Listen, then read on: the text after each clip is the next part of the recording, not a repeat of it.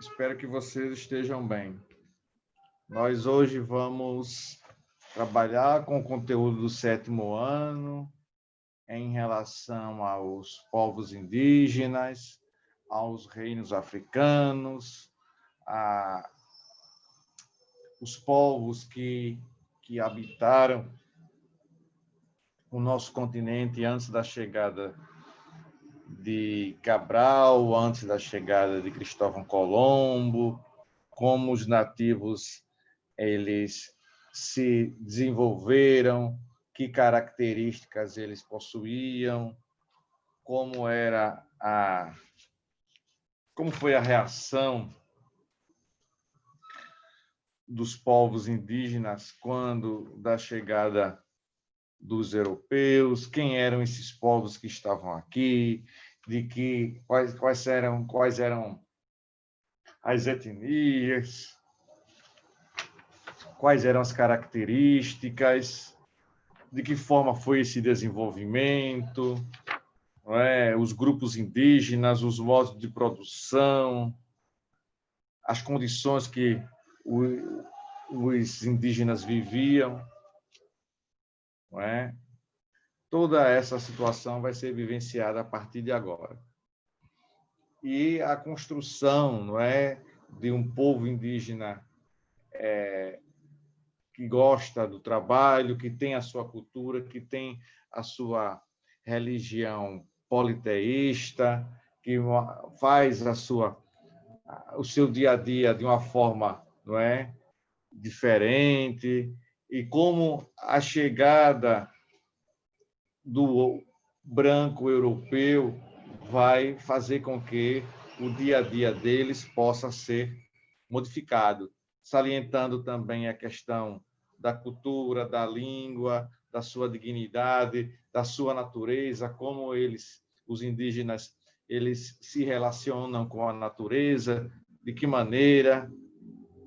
Então, serão aspectos que nós iremos abordar, que nós iremos estudar. Vamos procurar também desconstruir o preconceito contra esses povos, afirmando que não existe cultura superior à outra, toda cultura deve ser respeitada, deve ser valorizada, como os europeus tratavam os índios, essas invasões aconteciam de que maneira, de que forma, é também um dos focos dessa aula de hoje, e como eles se desenvolveram, os povos pré-colombianos e pré-cabralinos também. Tá bom assim? E aí a gente, com o passar do tempo, o desenvolvimento desse capítulo, nós iremos abordando, identificando, especificando, fazendo com que você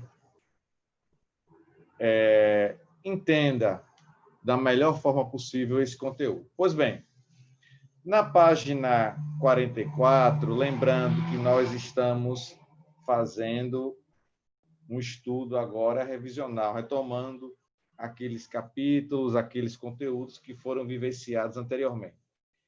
E temos aqui no capítulo 3, na página 50, aliás, na página 44, desculpe, página 44, temos aqui os povos indígenas e os reinos africanos, os movimentos indígenas. Aí tem aqui um texto que foi retirado do livro América Latina, História, Ideias e Revolução. Tem assim: os movimentos indígenas. Nós vamos tentar identificar aqui o que for de difícil compreensão, identificar os aspectos mais importantes desse conteúdo, dessa matéria aqui. As mais importantes reivindicações. Reivindicações têm o direito tem a ver com desejar algo, pedir algo, solicitar algo, reivindicar. Dos movimentos indígenas na América Latina são as seguintes: o reconhecimento de seu território, não é? A defesa de sua cultura, de sua língua, de sua dignidade, o respeito que merecem enquanto povos e a defesa da natureza da qual se sentem parte, nenhuma delas aparece nas reivindicações de organizações e partidos políticos de direita ou de esquerda. Aproveitando o embalo das eleições que foram realizadas recentemente, poucos partidos, ou quase que nenhum, menciona as pautas que possam colocar a população indígena como sendo uma prioridade. Praticamente a gente não vê, não observa essa situação. Essa constatação, diz o texto, é suficiente para sublinhar a importância política dos movimentos indígenas e sua potencialidade para o futuro em cada país onde se desenvolvem, apesar de todos os problemas e de contexto tão adverso. A potencialidade dos movimentos indígenas me parece evidente, porém, sua fragilidade deve ser considerada com maior seriedade. Vou repetir aqui. Apesar de todos os problemas e de contexto tão adverso, tão contrário, tão ruim, a potencialidade dos movimentos indígenas me parece evidente. Porém, sua fragilidade deve ser considerada com maior seriedade. Eles são frágeis e devem ser considerados como isso. Deve ter para com eles um olhar diferente, não é? Para com os indígenas. Nós lemos esse texto que fica na página 44. Pois bem, vamos para a página 45, onde vamos tratar do conteúdo propriamente dito. Não é? E não é só lembrando que cada etnia, que cada tribo tem a sua concepção diferente, suas características específicas.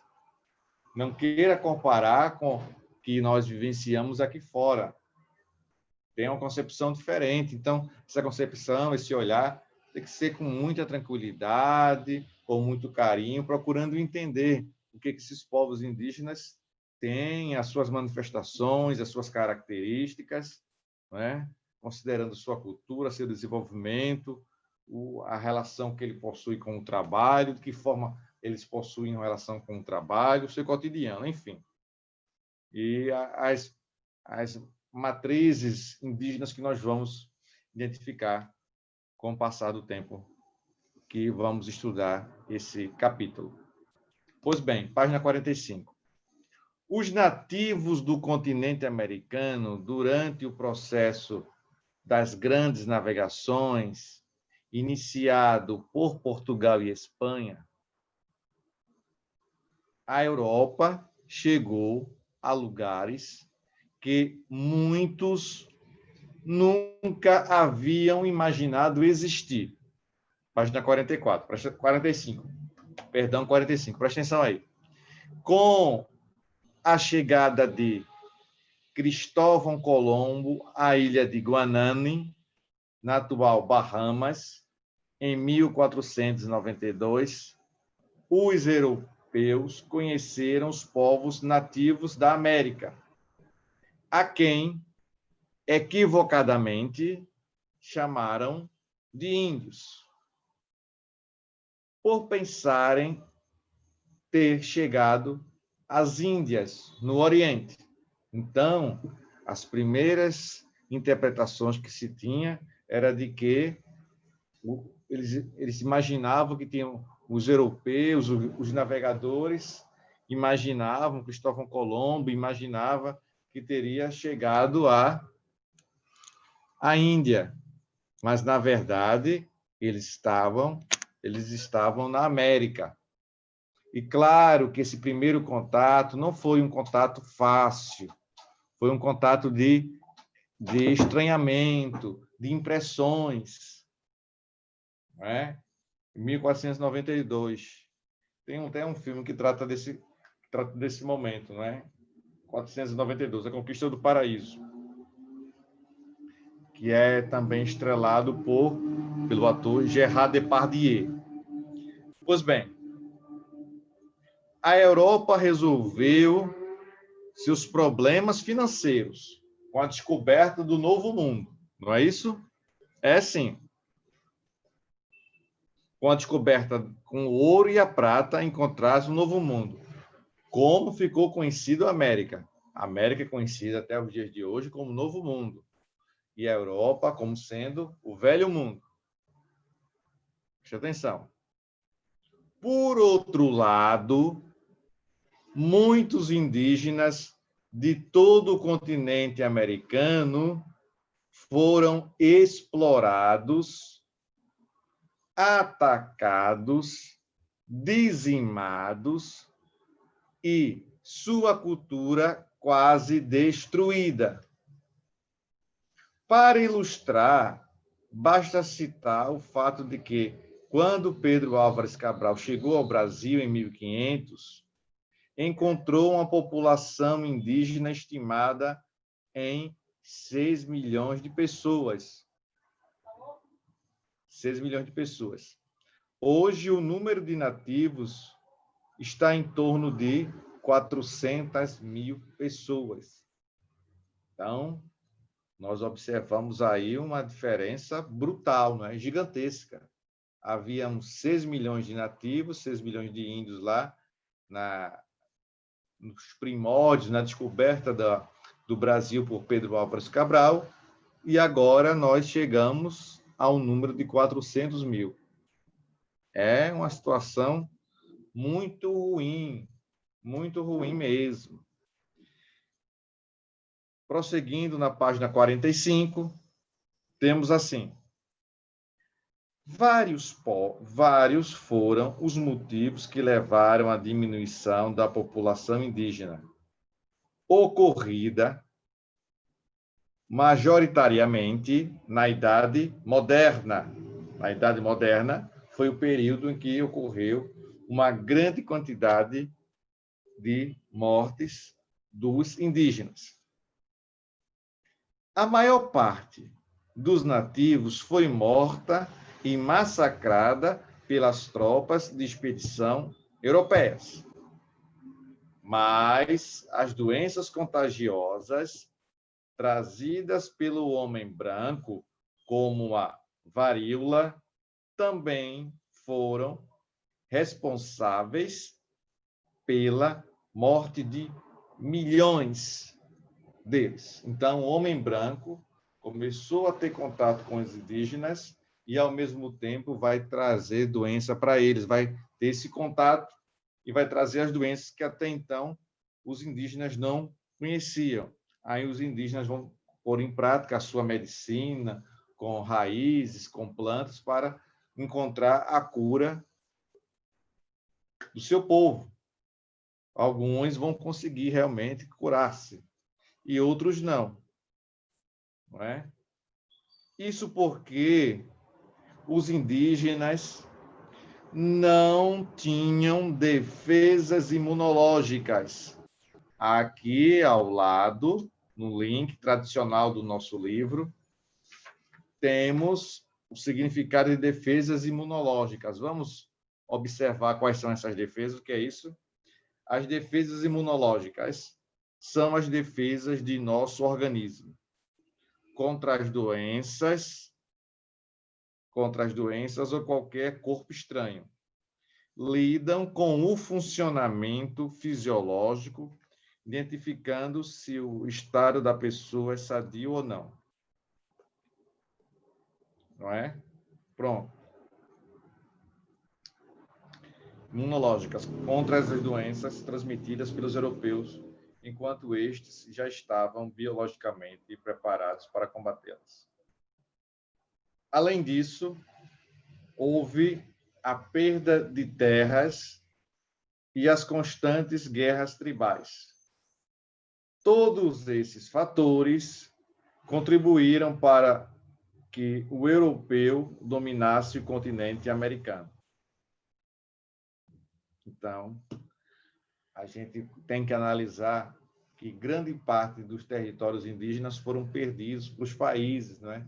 Isso aconteceu nos Estados Unidos, aconteceu, não é, de forma gigantesca nos Estados Unidos, que inclusive os Estados Unidos, na sua formação, vai comprar territórios, vai anexar territórios, vai tomar durante guerras. É um território que pertencia ao México, também foi tomado, a verdade é essa. Vamos lá. Além disso, repetindo, houve a perda de terras e as constantes guerras tribais. Todos esses fatores contribuíram para que o europeu dominasse o continente americano. Página 46. Historicamente, convencionou-se dividir os indígenas em 5 grupos étnicos, culturais e econômicos. Faz necessário lembrar que existiam mais de 1.000 etnias indígenas no Brasil. Repetindo, faz necessário lembrar que existiam mais de 1.000 etnias no Brasil. Apenas no Brasil. Classificar esses grupos de acordo com etnias, costumes e posições geográficas auxilia o estudo histórico e facilita o nosso entendimento. Uma prática comum. De vez em quando, a geografia vai nos auxiliar, vai nos dar um suporte, né? Um suporte para a gente entender determinados conteúdos. Não é? Pois bem, assim, os grandes grupos indígenas identificados como o Sion, na América do Norte, principalmente no que hoje é os Estados Unidos. Aí nós temos 3 troncos, né? Os Sioux, Tupis Guaranis e os Incas. Sioux, na América do Norte, principalmente no que hoje é o norte dos Estados Unidos. Os Tupi-Guaranis, na América do Sul, principalmente no litoral brasileiro. Os Incas, no Peru. Os Maias, cuja maior parte vivia na América Central, e os Astecas, que habitavam no território do México. Também há outra classificação que leva em consideração suas características culturais. O primeiro grupo é o dos nativos, que se organizavam em sociedades coletoras e caçadoras, como no caso do Sioux e Tupi-Guaranis.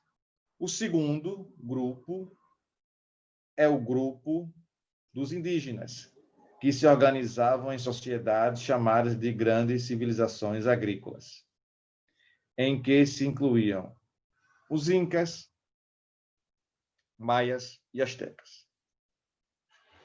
Prosseguindo aí, nós temos os grupos indígenas caçadores e coletores. Muitos historiadores afirmam que a forma de organização social do Sioux, América do Norte, e dos Tupis Guaranis, América do Sul, se assemelhava à do homem do período neolítico. Período neolítico é aquele período que se chama novo período, período da Revolução Agrícola. Muito bem. Em que o homem pré-histórico começa a fazer as primeiras plantações e, economicamente, tirar dali a sua subsistência para que ele pudesse sobreviver. Ele teria que plantar. Tá bom assim? Então, pois, embora vivessem em tribos e ocas, era essencialmente seminômade. Seminômade significa o quê, pessoal? Muito bem. Significa que, em algum momento, o homem pré-histórico, ele está parado, e outro momento ele está circulando, migrando de uma região para outra. Não é isso? Deve-se levar em conta, porém, que esses povos já conheciam a agricultura.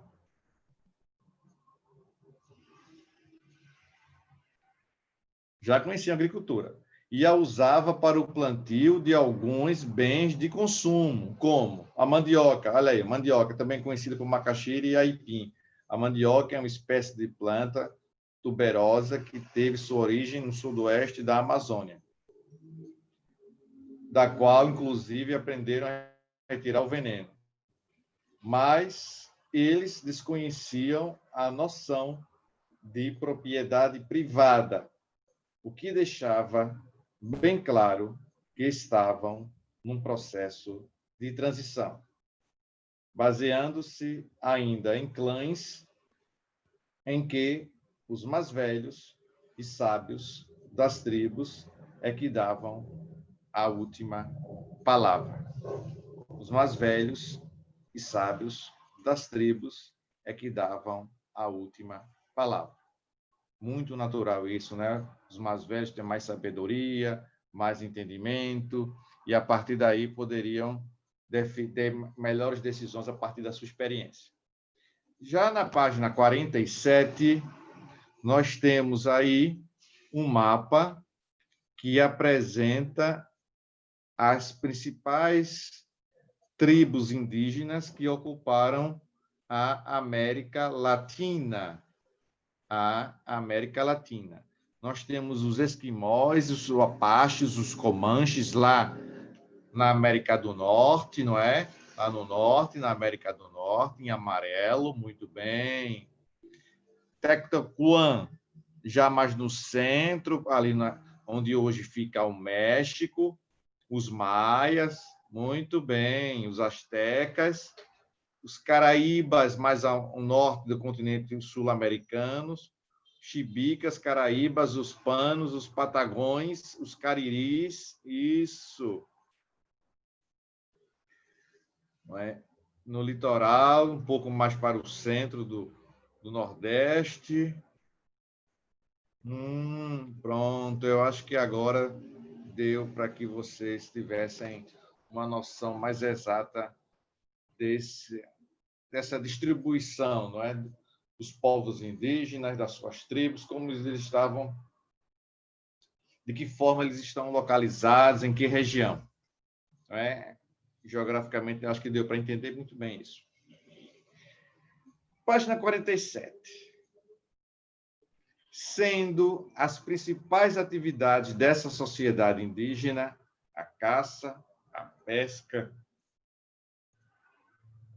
a coleta de frutos e raízes e a agricultura de subsistência, a divisão do trabalho também era bastante simples. Era baseada no sexo. Em outras palavras, era de fato um modo de produção primitivo. Ao homem caberia caçar e pescar, ou seja, o trabalho de risco, pois o número de mortes era grande no contato com os animais selvagens. Já as mulheres colhiam frutos e raízes, ou seja, eram coletoras. Por sinal, acredita-se que quem descobriu a agricultura foram elas, olha aí, pois, sendo responsáveis pelas coletas, teriam observado que os frutos, legumes e grãos e as verduras nasciam das sementes que caíam na terra. Embora com características primitivas,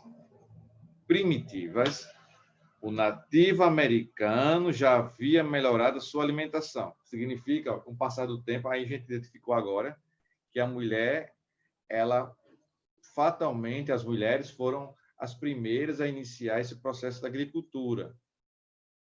E vamos observar também como essa alimentação ela foi importante para o desenvolvimento desses indígenas a partir do momento que eles vão ter o controle do fogo, não é isso, o uso de ferramentas cortantes, armas e utensílios domésticos também. é uma conjuntura de desenvolvimento, é um conjunto de desenvolvimento, não vai ser um desenvolvimento em separado, não é? E vai surgindo paulatinamente, aos poucos, sempre em desenvolvimento. Também não é um desenvolvimento dessas tribos indígenas, um desenvolvimento muito rápido, não. Vai acontecendo paulatinamente, não é? Embora com características primitivas, o nativo americano já havia melhorado sua alimentação e adotado alguns costumes que tiveram efeito bastante produtivo no seu cotidiano. Essas práticas destacaram-se. Página 48. O uso do controle do fogo, que permitiu-lhes cozinhar e assar a carne, mas também se aquecerem, evitando, assim, muitos deslocamentos decorrentes do clima. A gente já estudou isso no 6º ano, e a gente lembra bem que o clima na Terra, há milhões de anos atrás, era um clima muito mais frio do que hoje.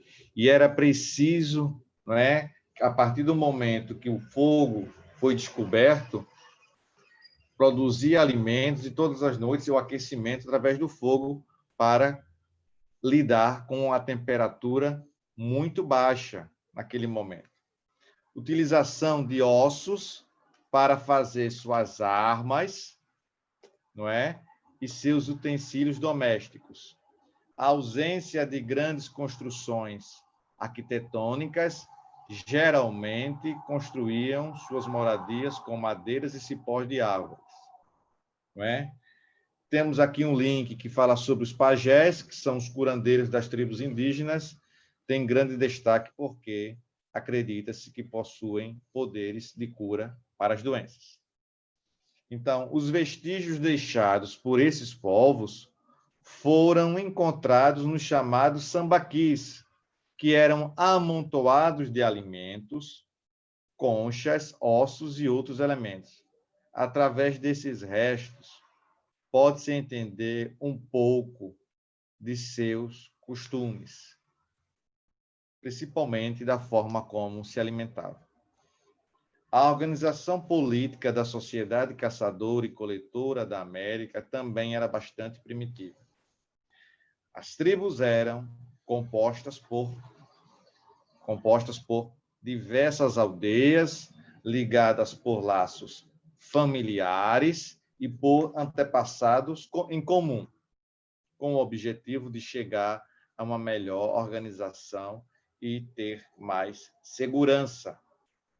Essas tribos eram comandadas geralmente por guerreiros valentes, mas as palavras e orientação dos xamãs ou pajés eram indispensáveis, pois, além de sábios, eles eram os curandeiros e aqueles que faziam a passagem da alma dos nativos, né? Na crença indígena, na vida pós-morte, tinha o curandeiro que tinha essa função específica aí. Para o outro lado da vida, ou seja, eram os responsáveis pela vida espiritual da tribo. Os nativos acreditavam na vida após a morte e eram politeístas, isto é, eles acreditavam em vários deuses relacionados com os fenômenos da natureza. Bem, pessoal, eu vou deixar para que eu possa aprofundar sobre as tribos que compunham a América, os Sioux e os Tupi-Guaranis, que eu possa fazer isso na próxima aula e fazer atividades com vocês, que a gente possa absorver o nosso entendimento histórico. Tá bom assim? Que vocês possam estudar, entender esse conteúdo. Tá bom? Tchau para vocês. Forte abraço.